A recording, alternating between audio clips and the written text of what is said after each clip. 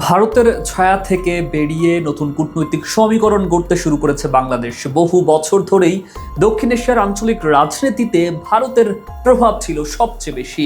ছোট বড় প্রায় সব কূটনৈতিক সমীকরণেই নয়াদিল্লির অবস্থান গুরুত্বপূর্ণ হয়ে উঠেছিল, কিন্তু এখন সেই পরিচিত সমীকরণে নতুন প্রশ্ন তুলছে বাংলাদেশ। আসিয়ানের সঙ্গে সম্পর্ক গভীর করার উদ্যোগ শুধু একটি আন্তর্জাতিক জোটে যুক্ত হওয়ার চেষ্টা নয়, এটি বাংলাদেশের কূটনৈতিক অবস্থানকে দক্ষিণ এশিয়ার গণ্ডি ছাড়িয়ে ইন্দো প্যাসিফিক বাস্তবতায় নিয়ে যাওয়ার প্রচেষ্টা। আর প্রধানমন্ত্রী তারেক রহমানের মালয়েশিয়া সফর সেই আলোচনাকেই নতুন গতি দিয়েছে। এখন বাংলাদেশ এমন এক নতুন পথ তৈরি করছে যেখানে আঞ্চলিক কূটনীতির পুরনো হিসাব বদলে যাচ্ছে আর মোদির কপালে বাড়ছে চিন্তার ভাঁজ। এদিকে আসিয়ানের সদস্য হতে পারলে বাংলাদেশের সামনে খুলে যেতে পারে বিশাল অর্থনৈতিক সম্ভাবনা।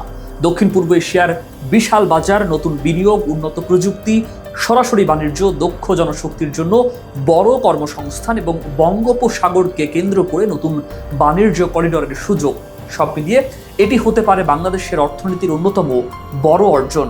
সবচেয়ে বড় বিষয় হলো তখন বাংলাদেশকে শুধু দক্ষিণ এশিয়ার রাষ্ট্র হিসাবে নয়, বরং দুই অঞ্চলের সংযোগকারী রাষ্ট্র হিসাবেও দেখা হবে। আর সেটি দক্ষিণ এশিয়ার প্রচলিত ভূ রাজনৈতিক সমীকরণে নতুন মাত্রা যোগ করতে পারে। তবে এই পথ মোটেও সহজ নয়। আসিয়ার নতুন সদস্য নিতে শুধু অর্থনীতি দেখে না, দেখে ভূগোল, রাজনৈতিক স্থিতিশীলতা, আইনি সক্ষমতা এবং 10টি সদস্য দেশের সর্বসম্মত সমর্থন। এখানে আসে ভারতের প্রসঙ্গ। ভারত কি বাধা তৈরি করতে পারে বাংলাদেশের অন্তর্ভুক্তিতে?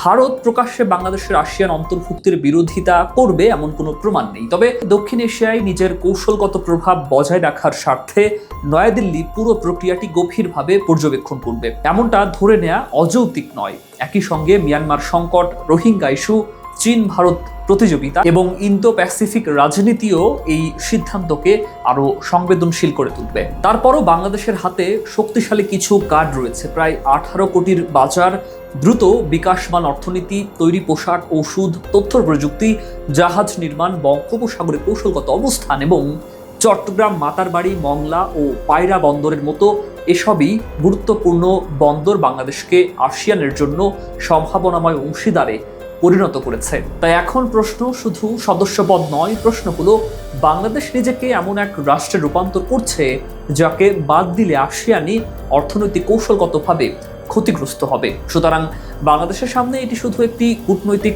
আবেদন নয়, এটি নতুন পরিচয় করার লক্ষ্যই দক্ষিণ এশিয়ায় সীমাবদ্ধতার বাইরে গিয়ে ইন্দো প্যাসিফিকের কেন্দ্রীয় সদস্য রাষ্ট্র হিসাবে নিজেকে প্রতিষ্ঠা করার লড়াই। পূর্ণ সদস্যপদ হয়তো আজই মিলবে না, কিন্তু যদি বাংলাদেশ ধাপে ধাপে আস্থা, সক্ষমতা এবং অর্থনৈতিক প্রয়োজনীয়তা প্রমাণ করতে পারে, তাহলে একদিন আসিয়ান নিজেই বাংলাদেশের দরজায় আরো ঘনিষ্ঠ অংশীদার হওয়ার প্রয়োজন অনুভব করতে পারে। আর সেই দিনটি এলে দক্ষিণ এশিয়ার আঞ্চলিক কূটনীতির বহু পুরনো সমীকরণ নতুন করে লিখতে হবে। মত এবং দ্বিমত জানাতে পারেন মেট্রো বাংলার কমেন্ট বক্সে। মেট্রো বাংলার সঙ্গেই থাকুন।